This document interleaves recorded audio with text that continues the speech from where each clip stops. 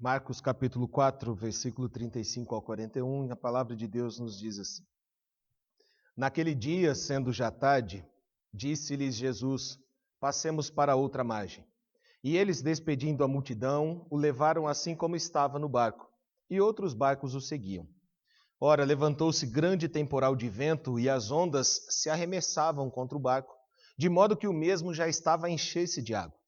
E Jesus estava na popa, dormindo, sobre o travesseiro. Eles os despertaram e lhe disseram: Mestre, não te importa que pereçamos? E ele, despertando, repreendeu o vento e disse ao mar: Acalma-te, emudece. O vento se aquietou e fez-se grande bonança. Então lhes disse: Por que sois assim tímidos? Como é que não tendes fé? E eles, possuídos de grande temor, diziam uns aos outros: Quem é este que até o vento e o mar lhe obedecem? Vamos orar mais uma vez? Senhor, esta é a tua palavra inspirada pelo teu Espírito Santo, trazidas aos nossos ouvidos e aos nossos corações nesta noite. E pedimos a Deus que este mesmo Espírito ilumine cada um de nós, para que possamos, ó Deus, ter ensinamentos profundos para a nossa vida, onde nós possamos também criar frutos, ó Deus, para a glória do teu nome nesta terra. E que assim nós, como igreja do Senhor Jesus, possamos ser luz do mundo e sal da terra para a tua glória e para o teu louvor. Assim oramos em nome de Jesus. Amém. Este texto é muito conhecido, muito rico, que fala de Jesus passando pelo mar da Galileia, e quando ele andava pela beira-mar, ele ali escolheu seus 12 discípulos, e escolhendo os seus 12 discípulos, ele começa o seu ministério ensinando as pessoas sobre o reino de Deus, sobre o amor de Deus, sobre a salvação em Cristo Jesus, sobre aquilo que ele representaria sobre a vida das pessoas. E Jesus então faz esta caminhada à beira-mar. E quando ali onde Jesus passava, uma multidão afluía ao seu encontro, querendo ouvi-lo, querendo aprender dos seus ensinamentos, querendo ter riquezas para o seu coração, querendo ter transformação para as suas vidas. Então Jesus, olhando toda aquela multidão, ele passa a ensinar. E algumas multidões ali o apertava de maneira que ele precisava se afastar um pouco, então ele subiu no barco. E do barco ele ensinava as pessoas. Jesus não se importava onde ele estava, ele não precisava de grandiosidades, ele só precisava falar para as pessoas. E ali Jesus então está neste barco ensinando as pessoas. E o dia foi se passando, e ali então a noite foi chegando e Jesus pede para os seus discípulos: vamos para outra margem deste rio, passando da Galileia para o outro lado, lá no mar Tiberíades. E ali eu fico pensando nesse texto, né? Para quem são pessoas assim que é acostumada com o rio, acostumada a andar de barco, a pescar, sabe muito bem como são as dificuldades de navegar à noite. Naquela época eles não tinham toda a tecnologia que nós temos hoje, né? Então eles precisavam conhecer muito bem aquela região. Mas eu imagino que esses discípulos, quando Jesus fala vamos para outra margem, eles começaram a tecer alguns comentários, alguns pensamentos que nos é oculto na palavra de Deus, mas eu gosto sempre de ficar imaginando a cena que tem ali nos apresentada. E provavelmente Pedro, como dono do barco, deve ter dito para Jesus: mas o que o senhor quer? Uma hora dessa sair navegar pelo rio? É perigoso. Jesus não entendia nada de pesca, ele não era pescador, ele era marceneiro. E ali então Pedro fala: é perigoso, para que nós vamos? Talvez o Tomé, que era aquele homem de pouca fé, deve ter olhado para aquilo e falou: isso não vai dar certo. Nós vamos atravessar esse rio aqui à noite, vai ser um problema para a gente. Talvez João, que era o mais amoroso, mais achegado a Jesus, deveria ter falado para os seus amigos ali, os seus parceiros, dizendo: olha, calma, o mestre sabe o que faz. Nós precisamos somente confiar, vamos caminhar junto com ele. E ali então, nessa discussão, talvez, nessa conversa, eles estavam andando, navegando pelo rio adentro, e Jesus dorme na polpa do seu barco. Provavelmente Jesus estava muito cansado, precisava descansar. E vem uma tempestade. Aí quando vem a tempestade, o que nós aprendemos? Nós dizemos assim: eu falei que não era para ter feito isso. Eu sabia que não ia dar certo essa travessia. Para que o mestre vai querer passar? Será que ele não viu essas nuvens se formando sobre o rio? Será que ele não percebeu tudo isso? E afinal de contas, para onde ele quer nos levar? O que é que nós temos para o outro lado? Então a tempestade acontece, aqueles discípulos ficam assustados, ficam temerosos, olham para Jesus, ele está dormindo, e eles dizem o seguinte: viu? O senhor está vendo aí que o negócio está feio, né? O senhor não vai se importar com nada disso? O senhor não se importa se a gente morrer? E Jesus se levanta com toda a sua magnitude, toda a sua majestade, olha para toda aquela situação adversa para os seus discípulos e faz com que tudo acalme-se. Faz com que haja uma bonança. Faz com que aquele rio se transforme num rio tranquilo e suave. E eles ficam mais assustados ainda, pensando, quem é este que pode fazer tais coisas? E é sobre esse Jesus que eu quero falar nesta noite. O Jesus que encontra o perdido, o Jesus que acalma a tempestade e o Jesus que muda a história. Se você notar bem, o texto diz que Jesus falou para os seus discípulos, vamos passar para o outro lado da margem. Nós vamos então caminhar para esse outro lado da margem, que eu quero falar sobre o capítulo 5 desse texto de Marcos. O outro lado da margem tinha uma cidade chamada Gadara, uma cidade esquecida, uma cidade que foi cercada por muito tempo pelos inimigos, uma cidade que durante 200 anos na sua história sofreu perseguição, capturada pelos inimigos, pelos gregos, pelos selênicos, pelos helênicos, pelos romanos, todos ali, sempre em algum momento determinado da história, ela foi capturada. E ali eles passavam sempre uma opressão, sempre vivendo debaixo de domínios cruéis, de domínios sanguinários, de domínios imponentes que faziam com que aquele povo se tornassem escravos. E Jesus passa para aquele outro lado da margem. Por isso, talvez, os discípulos ficassem pensando, o que é que nós vamos fazer naquele lado? Porque era uma cidade esquecida, ninguém queria ter aquela comunhão com aquele povo. A cidade de Gadara fazia parte de um conglomerado de cidades chamado Decápolis, ou seja, são 10 cidades numa mesma região. E esta cidade de Gadara ela tinha um lugar estratégico. Ela ficava sobre um monte, e este monte ficava perto do rio Querete, que é esse rio que Jesus acalmou a tempestade. Então era de fácil acesso, era uma cidade de muitas passagens de pessoas por ali. E ali, então, sempre existia o domínio de alguma nação, algum povo que fazia desta cidade escrava. Durante 200 anos, ela se tornou semi-independente no ano 4 antes de Cristo, quando Herodes então morre, e aquela cidade então passa a ser uma cidade semi-independente. Ela não tinha mais ninguém que o dominava, mas eles viviam numa situação deplorável. Viviam numa situação de muito suicídio, de muita morte, por conta de várias guerras que eles passavam. Você pode assistir vários filmes de guerra, você sempre vai ver aqueles soldados quando voltam das guerras, eles sempre têm um problema. Aquele problema do sintoma pós-traumático de uma guerra. Eles passam por momentos psicológicos muito profundos, desencadeando sobre eles muitas síndromes do pânico, depressão, muito medo, muita aversão a aglomerado de pessoas. E ali não era diferente. Muitos desses habitantes dessa cidade de Gadara, pela situação das quais eles viviam, muitos cortavam a sua própria garganta, outros se lançavam ao precipício porque eles não aguentavam viver dessa maneira. E o texto do capítulo 5 de Marcos, então, vai nos contar a história de um homem chamado pela Bíblia, pelas Escrituras, que não tem nome, de endemoniado de Gadara, ou gadareno endemoniado. Jesus, quando atravessa o mar da Galileia para chegar até essa cidade, ele tem um único objetivo: levar a mensagem do reino para aquele lugar esquecido. E aqui então nós temos a primeira lição para a nossa vida: nada é esquecido por Deus. Aquela cidade poderia ficar longe, distante do relacionamento das pessoas, da comercialização, ficar longe de relacionamentos e templo. E ali Jesus entra naquela cidade. E Jesus, quando entra naquela cidade, ele é muito bem recebido, não é? Quando ele entra naquela cidade, imediatamente aquele gadareno vem ao encontro de Jesus, gritando e dizendo: ó Filho do Altíssimo, o que é vier fazer aqui? O que o Senhor veio fazer aqui nesse lugar? Ainda não é tempo do Senhor vir. E aqui nós aprendemos algumas coisas. Primeira delas, aquele gadareno estava possuído por uma legião de demônios, como nós vemos no texto do capítulo 5. Aquele gadareno, quando ele vai ao encontro de Jesus, os demônios estão indo ao encontro de Jesus, falando: o que é que você veio fazer aqui? Ainda não é tempo do juízo para o Senhor estar neste lugar. Nós sabemos quando isso vai acontecer. Por que é que o Senhor está antecipando esta tua vinda até aqui? Eles clamavam Os demônios clamavam a Jesus dizendo: então, já que o Senhor vem aqui, não nos lance fora desse país. Nos deixe ficar aqui. Então nós percebemos que esses demônios que ali estavam sobre esse rapaz eram demônios territoriais que queriam sempre dominar aquela cidade de Gadara, porque era uma cidade sofrida por muitos problemas e aqueles demônios encontraram a brecha necessária para ficarem ali.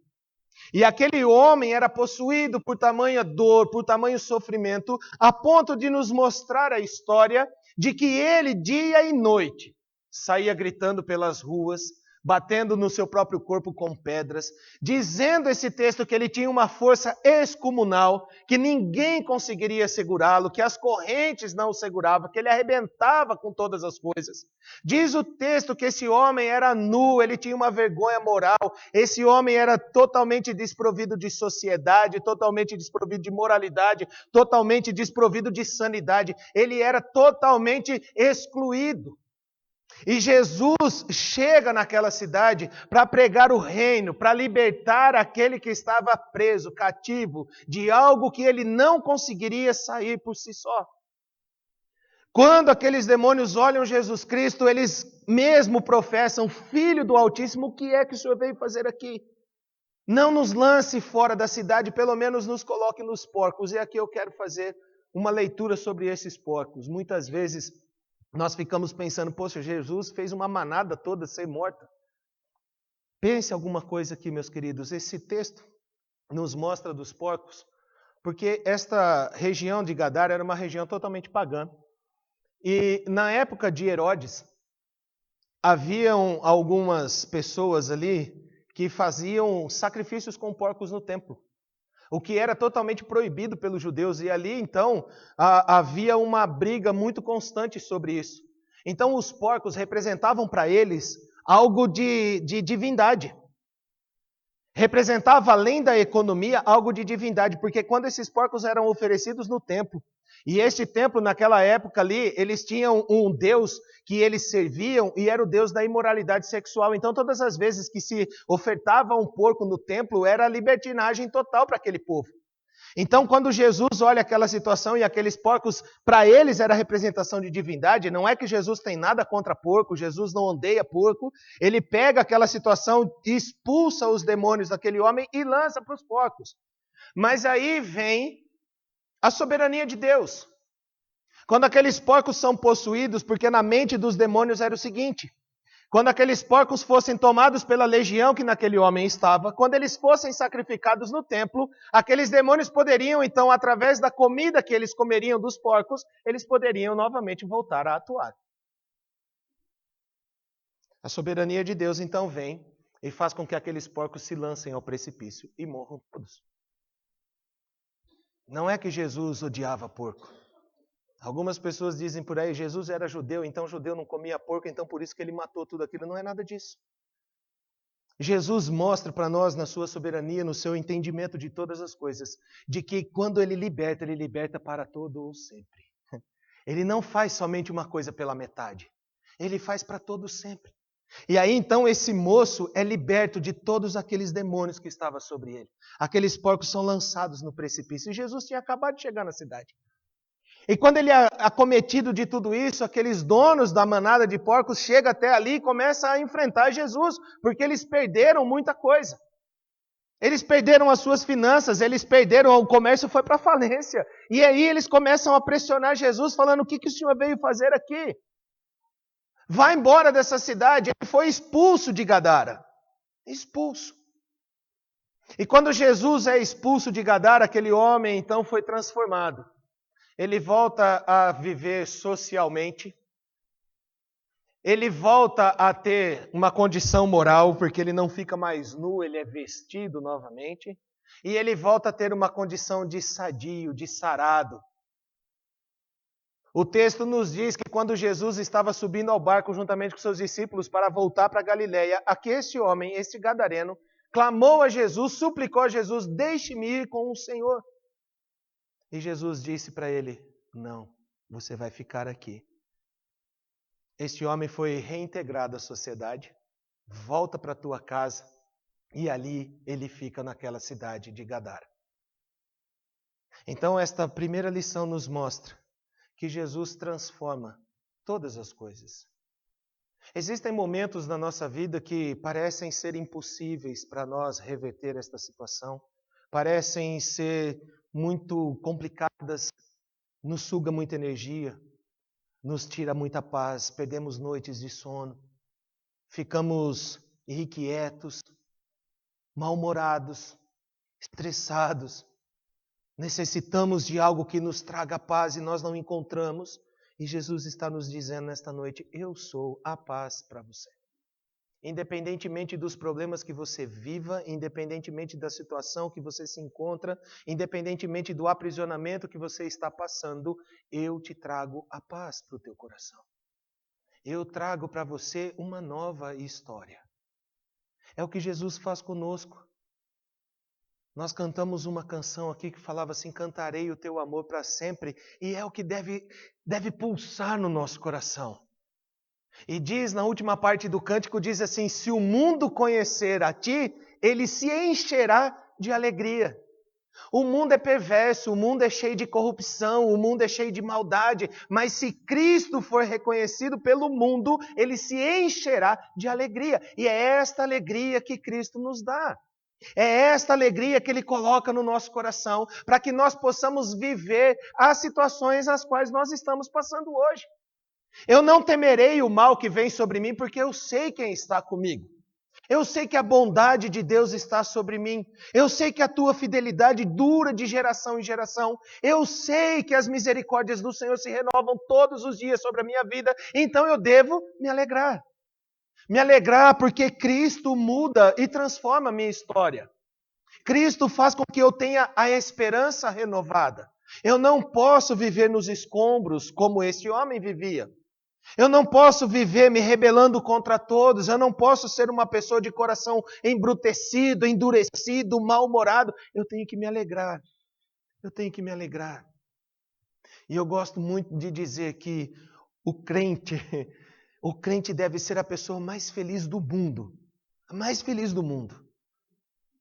Porque o que nós recebemos, nenhum outro receberá. Nós recebemos a vida eterna por meio de Cristo. E este é um valor inestimável sobre a nossa vida que nos deve gerar alegria constante. Nos deve gerar alegria, por isso nós devemos sorrir. Essa é a marca do cristão. Está sofrendo? Tô, mas eu ando caminhando, sorrindo, porque Cristo está comigo. Cristo está comigo. Ele é o meu bom pastor. Ele é aquele que deixa todos os outros que não precisam de cuidados para me socorrer quando eu preciso. Ele é aquele, quando eu estou necessitado de tranquilidade, Ele me leva para estas águas de descanso. É Ele quem faz isso comigo, Ele quem conduz os meus passos. Então eu devo sim me alegrar todo sempre. E foi isso que Cristo fez na vida deste homem. Restaurou a tua alegria, trouxe a ele vida, aquela que ele já tinha perdido. Diz o texto que ele vivia nos túmulos da cidade, onde só tem sequidão, onde tem morte, onde tem podridão, e Jesus transformou tudo isso. Ele falou: agora você pode ir para casa tranquilo. Você está limpo, limpo. Jesus muda a nossa história. Jesus faz com que a gente possa sempre perseverar na fé que Ele tem nos dado. Segunda lição desse texto, nos fala que Jesus nunca deixa as coisas para depois. Ele sempre faz na hora certa. Jesus, quando sai da cidade de Gadara e volta para Galiléia, imediatamente quando o barco já para ali na margem do rio, vem um homem chamado Jairo, um dos importantes do Sinédrio, chega até Jesus e fala assim: a minha filha está morrendo, eu preciso da tua ajuda. Jesus estava cansado, já havia acalmado a tempestade de madrugada, já havia enfrentado uma legião de demônio, já havia sido expulso das pessoas, já havia sido xingado por todos os lados daqueles homens de Gadara. Quando ele volta para Galiléia, de novo numa viagem de barco, ele chega na cidade e vem um homem chamando, um homem pedindo para que ele curasse a sua filha. Meus queridos, pensa assim, na nossa vida cotidiana de hoje. Como é a tua agenda? Você tem tempo para ficar com os outros assim? Você é uma pessoa desprovida de bastante tempo? As pessoas ligam para você falando assim: ô, dona Eliana, eu preciso de uma ajuda. Você sai de casa correndo e vai para casa? Vai lá ajudar a pessoa? Você é essa pessoa que, quando ele te encontra na rua e fala assim: ora por mim, você é aquele que para e ora, ou você é aquele que só põe a mãozinha no WhatsApp? Nós, com a nossa vida de hoje em dia, nesse cotidiano, nessa loucura desenfreada que nós vivemos, nós só temos tempo para nós mesmos. Quando nós nos lembramos, nós vamos até alguém, nós fazemos uma visita, vamos tomar um café, nós telefonamos. Hoje em dia nem telefonar a gente telefona mais, né? A gente só manda mensagem. Fulano está fazendo aniversário, a gente já põe no grupo para todo mundo ver que a gente lembrou do aniversário da pessoa. É assim que a gente vive hoje. Infelizmente. É o custo da modernidade, é o custo da modernidade. E esta modernidade nos faz se afastar das pessoas. Eu fico pensando, já pensou Jesus nessa era que a gente vive? Jairo chega nele e fala assim: mestre, a minha filha está morrendo, eu preciso de ajuda. Ele olha e fala assim: liga lá para minha secretária e marca uma horinha que eu vou lá depois. Às vezes nós somos pegos dessa maneira, mas Jesus não. Jesus nunca deixa nada para depois. Jesus é aquele que está sempre pronto a socorrer o necessitado. Jesus é sempre aquele que está disponível e acessível àquele que o busca. Por isso que Jeremias 33 vai nos dizer: se você buscar, se você invocar, Ele vai te responder. Ele vai te anunciar coisas que você não conhece, porque Ele se torna acessível. As portas dos céus não estão fechadas àquele que busca a Deus. Sempre estão abertas, sempre. Nós temos livre acesso ao trono do Pai, nós temos livre acesso a Cristo, nós temos este bem precioso para a nossa vida, que nos garante que quando nós estamos ali sofrendo, quando nós estamos necessitados, quando nós estamos desesperados, Cristo nos atende. Ele olha aquela situação, esse pedido de um pai aflito, falando assim: a minha filha está morrendo, a minha filha não tem mais solução. E você percebe que Jesus olha para aquele homem e diz assim: vamos lá para a tua casa, meu querido. Jesus poderia ter só mandado uma palavra ali da beira do mar da Galileia para curar aquela menina? Poderia, porque ele já havia feito isso. Mas Jesus olha para Jairo no seu desespero, na sua agonia, ele fala assim: vamos. E eu fico imaginando essa cena. Jesus com seus 12 discípulos caminhando daquele barco, e os seus 12 discípulos que provavelmente estavam falando lá: poxa, mestre, a gente não vai ter um dia de folga? Não vai dar para ir para o shopping hoje de novo? A gente tem coisas para fazer, tem a nossa família para cuidar, a gente tem outras coisas aí. E Jesus pega e fala assim: vamos, Jairo, vamos para a tua casa. E ele está andando com Jairo, e provavelmente andando com Jairo, conversando. O que aconteceu com a sua filha? Qual é o mal que a sua filha tem? Talvez Jesus estava conversando com Jairo, dizendo assim: poxa, Jairo, olha, essa vida que você está levando lá onde você está, você precisa mudar, Jairo. Vem para o meu lado, cara. Traga todo o seu fardo, todo o teu cansaço sobre mim, eu vou te aliviar de tudo isso. E nesse meio de conversa, eles caminhando, indo em direção à casa de Jairo, aparece uma mulher. Diz o texto que é uma mulher que estava sofrendo de hemorragia, de um fluxo de sangue há mais de 12 anos. E ela estava desesperada. E essa mulher estava quase à beira da morte. E ela então faz uma força excomunal para chegar até Jesus Cristo, somente para tocar a orla da sua veste. Somente para tocar Jesus, ela pensa ali: se eu somente tocar nesse homem, eu serei curada. Uma fé que transportava essa mulher pelo meio daquela multidão que o comprimia. Aquela mulher vai e toca Jesus Cristo para.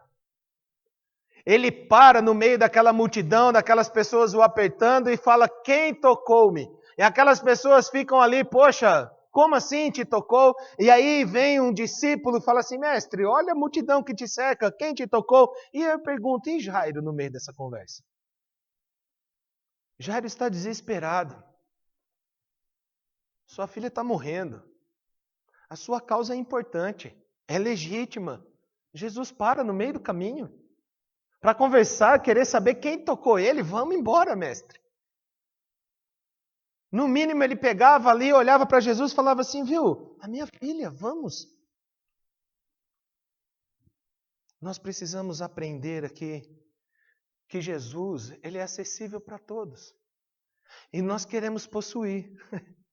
Nós queremos ter Jesus só para a gente. Nós achamos que os nossos problemas são maiores do que qualquer outro. Nós achamos que os nossos problemas são coisas assim que não tem solução nenhuma. O outro não, o outro pode esperar. Poxa, Jesus, vai parar aí agora. Minha filha está morrendo, essa mulher está aí, vamos embora daqui. Muitas vezes nós pensamos assim, o meu problema é maior, o meu problema é mais importante, e eu preciso ser atendido primeiro. Nós somos possessivos, nós somos egoístas. Nós nos esquecemos que Jesus veio para o mundo todo. E todo aquele que crer em Jesus Cristo, esse será salvo, esse será curado, esse será perdoado dos seus pecados. Nós nos esquecemos. Nós temos uma síndrome, a síndrome de Jonas. Quando Deus chama Jonas e diz assim, Jonas, vai para a cidade de Nínive. Vai pregar o juízo para aquela cidade. Jonas, no seu discurso ali, no seu pensamento, fala, vou nada. Eu conheço o senhor tem coração mole. Aquele povo vai se arrepender, vai querer ir para o céu junto comigo, não de jeito nenhum. Eu sou judeu de raiz. Eu sou escolhido desde a criação de todas as coisas. Esse povo aí é um povo sanguinário, não merece ter o céu. Por isso que Jonas foge. Porque Jonas é egoísta, Jonas é possessivo. Jonas acha que Deus só pertence a ele. E quando ele é acometido ali naquele problema, naquele barco, e ele é lançado fora do barco, o peixe o engole, dentro do peixe, ele reconhece. Deus fala com ele, fala assim, ô meu filho, para de ser teimoso. Ele é lançado à beira do mar e ele vai até Nínive. Aquilo que era para fazer em 3 dias, ele faz somente em 1. Tamanho era o seu ódio, o seu rancor por aquela cidade. E foi pregando então que aquele povo morreria. O que aconteceu? Aquele povo se arrepende. Aquele povo rasga suas vestes, rasga o seu coração, põe a cabeça no pó e clama pela misericórdia de Deus. E o que Deus faz? Deus olha para aquele povo e perdoa os seus pecados. O que acontece com Jonas? Jonas olha e fala assim, eu sabia que o senhor ia fazer isso. É por isso que eu não queria pregar para esse povo. Eu sabia que o senhor ia perdoar. E Deus faz um sono cair em Jonas, Jonas está dormindo no sol quente, Deus faz com que cresça uma árvore, essa árvore faça sombra para Jonas. Olha como Deus é. Faz uma árvore ali, Jonas dorme descansando na sombra. Quando Jonas acorda, aquela árvore já havia morrido. E ele fica desesperado, fala, nossa, mas o que aconteceu? E Deus vira para ele e fala assim, você se preocupa com uma árvore que nem foi você que plantou. O seu coração tem misericórdia, compaixão por uma árvore que morreu, que não foi você quem fez, mas não tem compaixão da humanidade? Você não tem compaixão de seres humanos, que também têm acesso ao trono da graça do Pai? Muitas vezes nós somos pegos assim. Eu não estou dizendo que Jairo fez isso, porque a palavra de Deus não nos diz. Mas se nós pensarmos um pouco na nossa vida, nas nossas necessidades, nós pensamos assim. Por que Deus cuida mais do outro do que de mim? Será que Ele não vê o meu problema? Eu costumo dizer assim lá em casa. Depois eu mostro o YouTube lá para minha mulher, ela vai ficar brava comigo, mas não tem problema. Eu chego assim e falo assim, Laís, nossa, eu estou com uma dor de cabeça. Ela fala, você não sabe a dor que eu sinto. Eu falo, mas eu não estou disputando com você aqui, essa dor aqui. Fica com a tua, eu fico com a minha. Sabe aquele banco do SUS, quando você vai, você senta lá, tem uma mulher sentada do seu lado, você fala assim, nossa, eu estou com uma dor aqui hoje, assim, uma bursite. Ela fala, você não sabe a dor que eu sinto aqui, ó, que desce aqui toda a minha perna, puxa o nervo ciático, pinça tudo aqui, eu não consigo nem andar. Fica naquela situação, um tem mais dor que o outro, nós potencializamos, nós maximizamos todas as coisas, para que nós sejamos atendidos primeiro. Sejamos atendidos primeiro. Tenho certeza que muitas pessoas, quando chegam na triagem do SUS, por exemplo, aumenta toda a sua dor, só para passar no vermelho, lá para ser rapidinho o negócio. Porque nós potencializamos as nossas dores, os nossos sofrimentos, e nós nos esquecemos que Jesus, Ele atende a todos. Aqui Jairo tem uma experiência magnífica, ele vê que no meio do caminho, indo até a casa dele, ele estava indo na casa de Jairo. Ele para e no meio do caminho uma pessoa é salva, os seus olhos saltam talvez de alegria, olhar ali, essa mulher só tocou esse homem. Essa mulher só tocou na orla da veste, olha o que ele fez. E quando Jesus chega na casa de Jairo, a surpresa qual é? Antes de chegar na casa de Jairo, já vem as pessoas da casa de Jairo falando assim, viu, para de incomodar Jesus, a sua filha já morreu. Não tem mais solução para a sua vida. Quantas vezes nós não passamos por isso? Palavras de desesperança para o nosso coração, fazendo com que a gente desista dos nossos sonhos, dos nossos projetos. Para de incomodar as pessoas, está vendo que isso não vai dar certo. Jesus olha para aquele povo ali, olha para Jairo, vê a sua agonia, a tristeza do seu coração, ele fala assim, Jairo, calma, meu filho, a sua filha só está dormindo. E é o que Jesus fala para nós também, calma, meu filho, a tua hora vai chegar. Vai chegar o tempo do milagre na tua casa, vai chegar o tempo da cura, vai chegar o tempo da restauração, vai chegar o tempo na tua casa. Você precisa ter paciência e ter fé, que todas as coisas vão sair bem. E quando Jesus entra na casa de Jairo, todas as pessoas estão ali chorando, fazendo todo aquele movimento de luto. Jesus olha e fala, ninguém vai subir comigo, somente sobe Tiago e João ali com Jesus. Eles vão lá para o quarto, Jesus faz aquela menina ressuscitar, entrega para o pai, e a vida daquele homem volta a ter sentido novamente. Passou por um momento terrível. A Bíblia não nos conta quanto tempo essa menina estava doente, mas nos diz aí alguns historiadores que ela tinha por volta de 12 anos de idade. Talvez por isso esse texto da mulher com fluxo de sangue de 12 anos foi inserido, para nós entendermos que não importa o tempo que você passe, o que importa é você ter fé que Cristo pode transformar. É o que deve permear o nosso pensamento, o que deve encher o nosso coração de fé e esperança. Não importa o tempo que eu passe no deserto, o importante é que eu passarei pelo deserto. Eu chegarei do outro lado. Eu alcançarei aquilo que Cristo tem para a minha vida. E eu verei todas as coisas. O que eu não posso é desfalecer no meio do caminho. O que eu não posso é desistir no meio do caminho. O que eu não posso é me entregar no meio da luta, da batalha. Eu tenho que seguir firme. Eu tenho que ir até o final, sabendo que Ele pode fazer todas as coisas. Cristo, Ele faz assim. Ele não chega atrasado, Ele não perde a hora e muito menos Ele deixa para depois as coisas. Ele não faz isso. Então não importa o que você esteja passando na tua casa, no teu trabalho, na tua escola, no teu relacionamento, não importa o que você esteja passando no teu corpo, na tua alma, não importa. E não importa o tempo que você esteja vivendo isso, Cristo vem para restaurar a nossa vida. Ele vem para transformar a situação que nós passamos. E quando Cristo faz isso, Ele nos dá que a continuidade de todas as coisas, que nada para. E quando Ele age sobre a nossa vida, nós somos chamados a servi-lo com alegria, a servi-lo com intensidade, com intencionalidade, a servi-lo com fidelidade. Lembra daquele homem gadareno?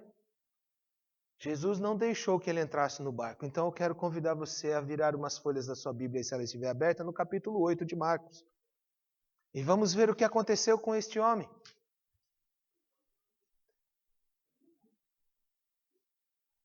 Jesus é acessível a todos nós.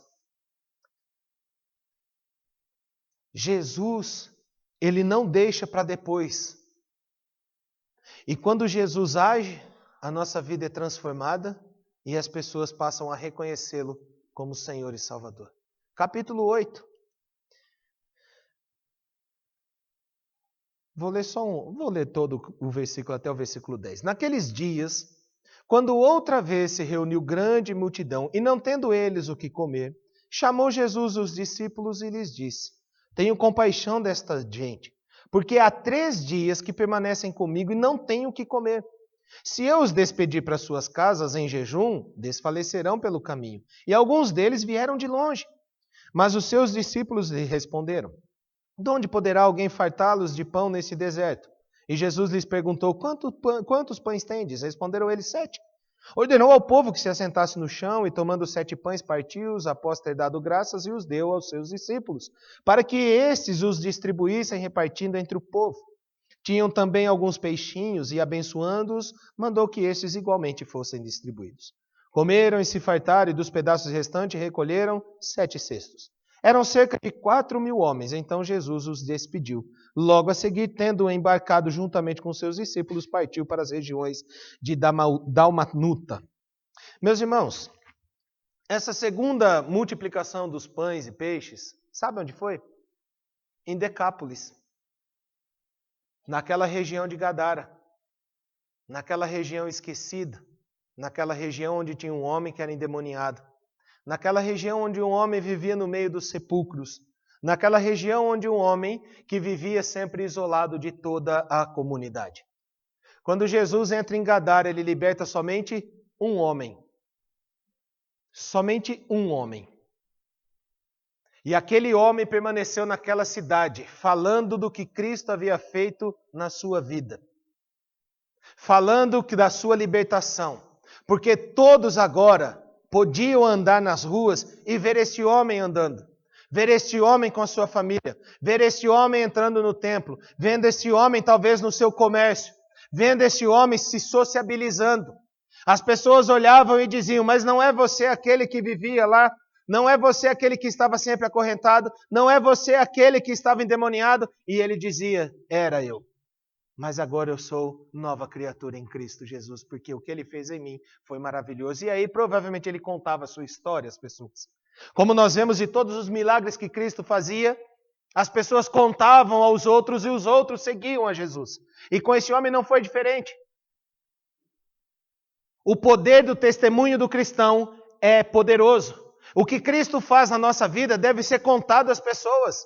Nós não devemos nos esconder mais. Nós devemos nos mostrar a todos. Nós devemos contar às pessoas o que Cristo fez na nossa vida. Nós devemos mostrar às pessoas a transformação que Ele proporcionou no nosso coração, na nossa alma. Nós devemos mostrar a Ele que nós já não somos mais aqueles, nós somos diferentes. Nós devemos declarar como o apóstolo Paulo dizendo, graças dou, porque eu não sou mais aquele que eu era, eu sou o que sou em Cristo Jesus. Eu sou uma nova pessoa, eu sou uma nova criatura, eu sou filho de Deus. E quando eu passo a mostrar às pessoas que eu sou filho de Deus, eu cumpro o chamado que Cristo fez no Sermão do Monte do capítulo 6, quando ele diz para os seus discípulos, vocês são a luz do mundo. E a luz, ela deve indicar o caminho que deve ser seguido. E este homem, provavelmente naquela região de Decápolis, naquelas 10 cidades, ele começou a falar do que Cristo havia feito na sua vida.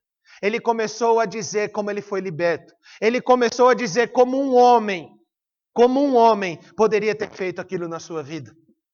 E as pessoas começaram a ver e acreditar e a perceber a transformação dele, tanto que quando Jesus volta para aquele lugar, ele começa a pregar e ali diz o texto que ele ficou 3 dias.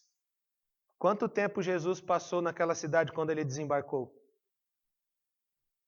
Meia hora, 40 minutos, 1 hora talvez?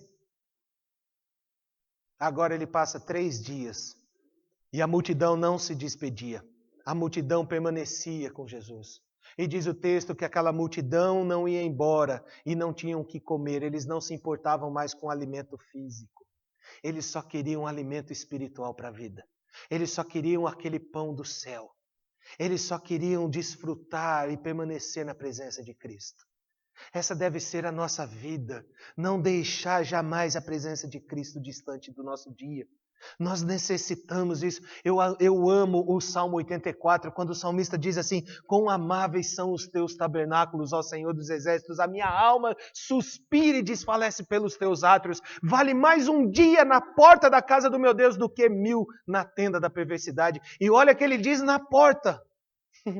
Eu só quero estar ali, o meu desejo é a presença de Deus, a minha alegria é a presença de Deus, o que me substancia na vida é a presença de Deus, o que me alimenta a alma é a presença de Deus, é isso que eu quero todos os dias, e era isso que aquela multidão estava recebendo há 3 dias. Somente de Deus, somente de Jesus, somente a palavra de esperança, somente a palavra de transformação, pessoas sendo curadas, pessoas revivendo, pessoas sendo transformadas, e aquelas pessoas queriam mais, e Jesus olha para aquela situação e diz assim, eu não posso despedi-los, eu não posso mandá-los embora sem antes dar comida para eles. E Jesus faz a segunda multiplicação dos peixes, onde diz o texto que haviam 4.000 homens, e nós bem sabemos que todo o texto, quando diz homem, é somente homem da parte masculina. Então, se tinham 4.000 homens, tinham também 4.000 mulheres, provavelmente mais as crianças. Isso daí poderia chegar a um montante, a uma soma talvez de 8 a 10 mil pessoas. E onde Jesus olha toda aquela situação pela pregação de um homem, de um testemunho de um homem, de mostrar à sociedade o que Jesus é capaz de fazer, de mostrar às pessoas que não importa o tempo que você passe esquecido pela sociedade, mas Deus sempre vai olhar para você. É o que Deus faz. Jesus foi para uma cidade, só curou um homem e voltou embora, mas aquele homem foi transformado por toda a tua vida, toda a tua história. Nós precisamos olhar então para nós mesmos e perceber que nós não somos esquecidos de Deus. Ele não deixa um só dos seus filhos para trás. Ele não deixa. Ele não é um Deus que vira as costas, Ele não é um Deus que dá de ombro, Ele não é um Deus que tira o telefone do gancho, Ele não é um Deus que bloqueia as pessoas, Ele não deixa ninguém para trás. Ele vai ao encontro daqueles que necessitam. Ele vai ao encontro daqueles para salvá-los, para curá-los, para restaurá-los. É o que Ele faz comigo e com você. Precisamos olhar para esse Cristo com mais submissão, alegria, com mais desejo, com mais amor. Ter o nosso coração totalmente aberto e puro para Ele, somente para Ele. Jesus é a maior essência da minha vida. É o que me faz caminhar, é o que me faz levantar da cama, é o que me faz trabalhar, é o que me faz ler as Escrituras, é o que me faz estudar, é o que me faz aprofundar. É Jesus que faz isso. Jesus promove isso na minha vida. É o que nós devemos buscar constantemente. Ter história para contar às pessoas do que Cristo fez. Ter motivos para levar as pessoas à esperança. Não acabou. Não acabou. O teu sonho não está enterrado. Ainda que as palavras sejam contrárias, não acabou. Eu estou com você. Eu não te esqueci. Eu venho ao teu encontro. Essa é a ação de Deus para a nossa vida. Ele vem ao nosso encontro. Ele vem atrás do pecador. Ele é quem perdoa os pecados. Quem era eu para Ele olhar para mim? O que tinha eu para oferecer a Deus? O que tenho hoje para oferecer a Deus? Absolutamente nada, mas se não fosse a tua graça sobre a minha vida, se não fosse o teu amor por mim, eu não tenho nada de bom para oferecer a Ele, mas eu posso contar a você o que Ele fez na minha vida.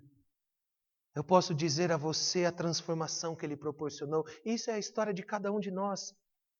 Não é uma história exclusiva minha, é a tua história. O que Deus fez por você, quem era você? Naquele leito, quando você chorava, Ele foi lá te encontrar. Naquele momento de angústia e dor do teu coração, Ele foi te abraçar. Naquela noite que você chorava compulsivamente, Ele foi enxugar as tuas lágrimas. Naquele dia de desespero, da tempestade sobre o mar, do teu barco quase afundar, Ele foi ali e trouxe bonança. É o que Deus faz, Ele vem ao encontro dos teus filhos. Porque o maior desejo de Deus é que todos nós nos prostremos diante dEle e o adoremos como nosso Senhor. Deus nos chama para isso. E Ele veio ao teu encontro nesse dia.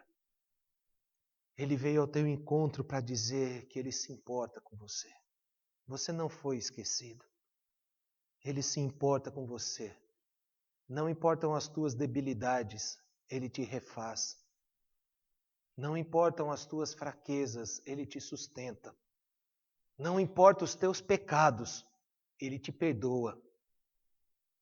Ele te perdoa. É o que Cristo faz por nós. É o que Ele fez naquela cruz morrendo. Quando Ele verte aquele sangue carmesim, Ele diz que Ele nos cobre com o teu sangue e nos perdoa os pecados. Que nós possamos nos achegar a este Cristo com um coração totalmente desprovido de arrogância, de orgulho, de prepotência, de possessão.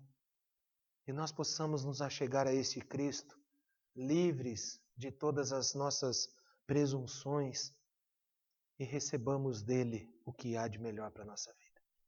Que assim seja sobre cada um de nós e que nós nunca percamos a esperança que ele tem nos dado.